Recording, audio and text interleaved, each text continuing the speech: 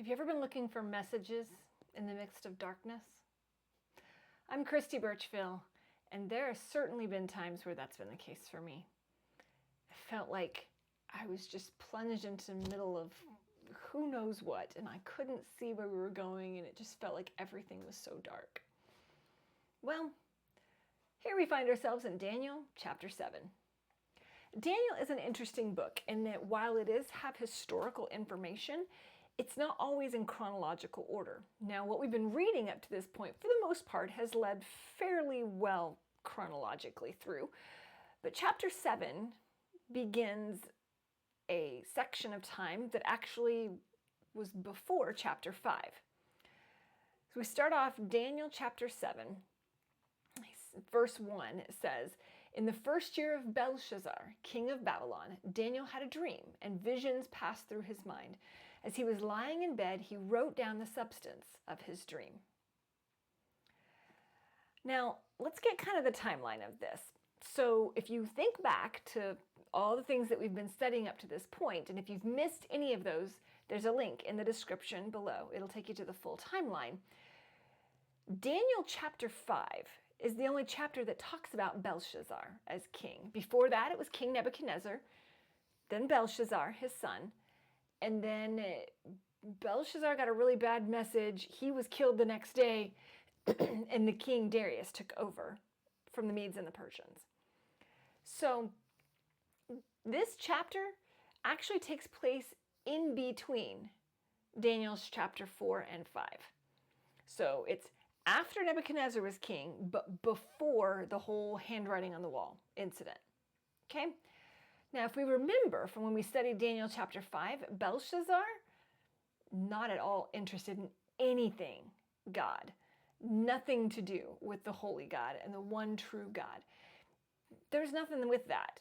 I mean, that's why God judged him as severely as he did with the whole handwriting on the wall situation. Think about just how godless of a time that would have been. Daniel was advisor to the king still, except the king had no desire to be advised and really didn't want to hear anything or do anything about God, no interest in recognizing who he is, what he's done, or why that would even be important. Talk about a dark time. As a follower of Christ, we see times when there's nothing happening that seems like it would be glorifying God at all, and it can be really challenging. Looking at Daniel's situation, he was advisor to someone who didn't want to be advised. And we can find ourselves in situations where we just don't really feel like we're needed. We don't feel wanted. We don't feel understood. We don't think anybody agrees with us. We feel alone. Being in a position of leadership can be tremendously lonely at times. Being the one person who can see the truth of situations and yet not having anyone around who believes or understands can be one of the most challenging situations that leaders face. Daniel continued to turn to God during this time, and God continued to speak to Daniel through this time. We can't ever lose sight of the fact that it doesn't matter our circumstances. We are to continue to do what God has told us to do. We're to be faithful to him. We're not to worry about any of the other circumstances around us. Even in this dark time, Daniel continues to receive messages from the Lord, and God's not abandoned us either.